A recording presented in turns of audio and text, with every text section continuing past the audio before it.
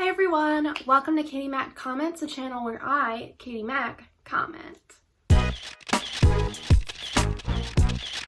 But in all seriousness, here on my channel we discuss social justice issues, pop culture, and feminism, all from the lens of my gender studies and psychology degrees. So if any of that interests you, be sure to click the subscribe button down below. Today we're going to be talking about Biden and Kamala's presidency win, what that means in terms of social justice, and where we go from here. While I am extremely excited to see Trump voted out of office, it would be irresponsible of me to assume that that alone is enough to change the state of our country. Although Trump lost, he still had about 72 million supporters who voted for him to continue his presidency for 4 more years. And although Biden won, he still has a lot to prove to many of the more progressive citizens who voted for him. But the elections still aren't even over. The Senate is still up for grabs, as both the Senate races in Georgia have turned into runoff elections, which essentially means they were too close to call. Now, these Senate seats won't be determined until January 5th when the runoff elections occur. Because of Biden's win in Georgia, we know it can turn blue, but not without a ton of work from grassroots organizers such as Stacey Abrams, who has worked tirelessly since her narrow loss in her run for governor of Georgia in 2018 to end voter suppression, register voters, and encourage voter turnout. Grassroots organizing is a term used to describe the organization of activists who are average citizens. It is also commonly referred to as ground-up organizing because the foundation of this kind of advocacy is working with those on the ground or in the constituencies that the elected officials have sworn to represent. Grassroots is defined by Merriam-Webster as the very foundation or source, and as the basic level of society or of an organization, especially as viewed in relation to higher or more centralized positions of power. So while some activists choose to fundraise or create coalitions with other organizations, grassroots organizing is about coming back to the root. The people. Stacey Abrams is a great example of someone who made a huge difference through her grassroots organizing, reaching out to people one-on-one and appealing to the average citizen's concerns. There is no such power as the power of citizens en masse. And while many of you watching may have voted in this past election and see the power of citizens en masse, I want to emphasize the fact that activism does not start or end at the ballot box. As I see people on Twitter and Instagram rejoicing over Biden's win and getting excited over the fact that they can go back to ignoring politics, I realize how much we have to emphasize our lifelong duty to not only elect those who best represent our views, but also ensure those who are elected stay accountable and do what they said they would. While this election drew historic turnout and Biden won more votes than any other presidential elect in our nation's history, we must understand that that doesn't necessarily mean that Biden will be our nation's best or most liked president.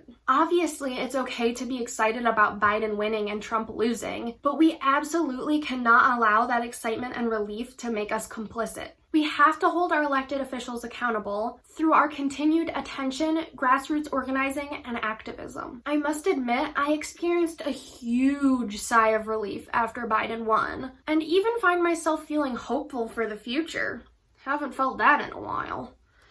However, I will not allow this relief to overrule my yearning for a better tomorrow, and I will continue to fight for justice for all, not just for those who the government tends to protect. We cannot accept that anyone who isn't Trump will be a good president. We must continue to stay involved and stand up for what we believe in, and understand that just because Biden isn't Trump doesn't mean he's perfect. We don't have to look far to see that Biden and Harris's pasts are riddled with problematic policies and decisions, such as Biden's support of the 1994 crime bill and Harris's past as a prosecutor. However, I think we owe them a chance to show that they've grown and intend to do right by our country. This doesn't mean becoming complicit or allowing them to go back on their word, but I am interested to see what work they begin with after their inauguration on January 20th. This work will be heavily influenced based on the makeup of the Senate come January 20th, which is why it is so important to try as hard as we can to turn both Senate runoffs in Georgia blue. Mitch McConnell, the current Republican majority leader of the Senate, has already made his intentions clear for Biden's presidency, claiming that his main tactic in the Senate will be a repeat of his 2009 to 2011 strategy of absolute obstruction, or in simpler terms, blocking anything from getting passed. In a Vox article about Biden's win and what comes next, the author explains, "But even if Democrats end up taking the Senate, the path ahead for the Biden-Harris agenda remains tricky. A GOP in the Senate minority led by Mitch McConnell would likely repeat McConnell's 2009 to 2011 strategy of attempting to block every one of the new Democratic administration's initiatives. That strategy meant the Obama-Biden administration and its allies in Congress were forced to compromise on elements of financial reform, abandon a public option for health care, and dramatically shrink a major stimulus package, prolonging the Great Recession as a consequence." He has made it clear that he continues to have no intention of working alongside Democrats for the betterment of our nation, even during the ongoing pandemic and economic depression. Instead, he's decided to continue his turtle-wearing-a-suit routine of moving as slowly as possible when there's a Democratic president. And also just, literally being a turtle wearing a suit. And McConnell and another prominent Republican Senator, Lindsey Graham, have decided to stand by Trump and his baseless claims of fraud because they hope to string along Trump supporters long enough so they show up for the Georgia polls and keep the Senate Republican-led. Lindsey Graham this morning fessed up as to one reason why they're standing behind him.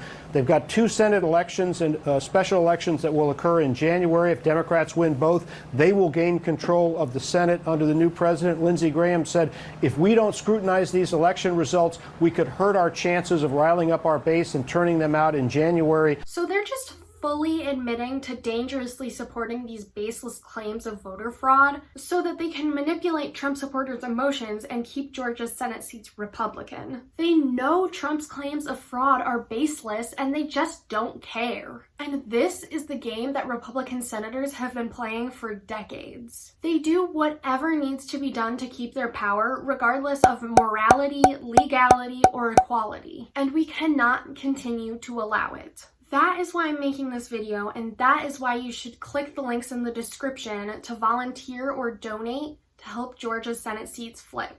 Through organizations such as Stacey Abrams' Fair Fight, we can win Georgia's Senate fair and square without voter suppression or manipulation. In fact, as Abrams continues to register voters and encourage voter turnout, the state becomes more and more democratic. It's almost as if Republicans feel like they can only win with aggressive voter suppression.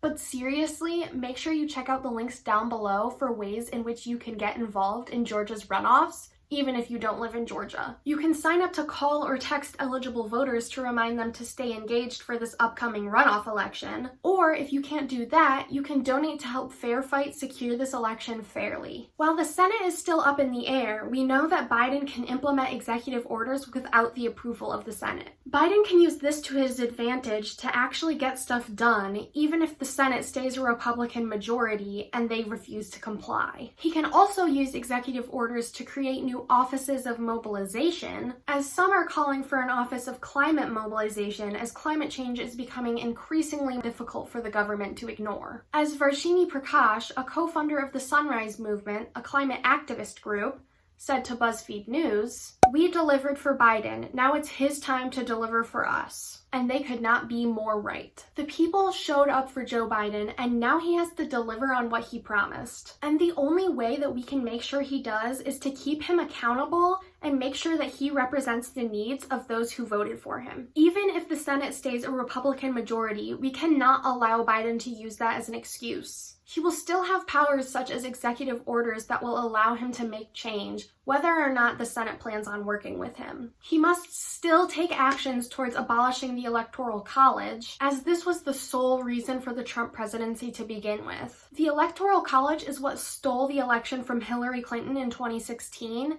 and it's what almost stole the election from Joe Biden this year. When Biden was already 4 million votes in the lead, we were still all on the edges of our seats wondering who was going to win this election because of the Electoral College. Now that people actually know what the Electoral College is and what it does, we've realized that it's not necessary and should be abolished. especially since the Electoral College has a racist history that boils down to giving more power to white men who owned slaves. So if Biden and Harris want to claim that their administration's most important goals include climate action and dismantling systemic racism, these would be great places to start. Other ways in which Biden could use his presidential power to create change include looking into abolishing the filibuster, which would make McConnell's plan of absolute obstruction much more difficult. And it would also ensure that the Senate doesn't have an easy way to waste their time on the taxpayer's dollar while they're claiming that they're helping us. There have also been calls for Biden to create orders that would expand the Supreme Court, after the Republican senators tried as hard as possible to stack it in their favor, and for Biden to set congressional term limits so that senators such as Mitch McConnell and Lindsey Graham can't abuse their hold on the Senate and keep their power until they die. There are many ways Biden can get around a Republican majority Senate, but only if he truly wants to get stuff done. We also must urge Biden to choose the side of justice when it comes to whether or not he'll pardon Donald Trump for his many criminal activities, including, but not limited to, tax fraud, campaign finance violations, obstruction of justice, bribery, and negligent homicide. With these possible criminal charges coming Trump's way once he's no longer president, comes a decision that Biden must make. Will he pardon Trump, or will he allow the justice system a chance to do their due diligence? We, as American citizens, cannot forget that we too can have a say in this decision if we choose to. While we could leave it up to Biden and his administration, we can also make clear to the administration through grassroots organizing and advocacy that a president who so flagrantly and continually disobeys the law he himself swore to protect must face consequences. So while Biden claims that he has big plans for rooting out systemic racism, containing the pandemic, acting on the ever-changing climate, and rebuilding our economy, we must hold him to those promises. After the tireless fight of Black and Indigenous people of color and their allies for hundreds of years, just to get the same rights that white landowning men have had all along, and especially after this entire year of protests in the name of defunding the police and ending systemic racism, we cannot afford to have Biden lead through inaction. After the seemingly never-ending shit show that is 2020 and the raging pandemic that continues to hit record highs across America, we cannot afford to have Biden lead through inaction. After the increasing wildfires spreading across America and the tireless efforts of climate activists around the world, we cannot afford to have Biden lead through inaction. Sunset Movement co-founder and political director Evan Weber describes how many progressive organizations must be feeling right now, saying, "I want to be crystal clear. We've always thought that getting Trump out of office was critical during this time period on the pathway to federal climate action and a more just world. But our mission is much bigger than that.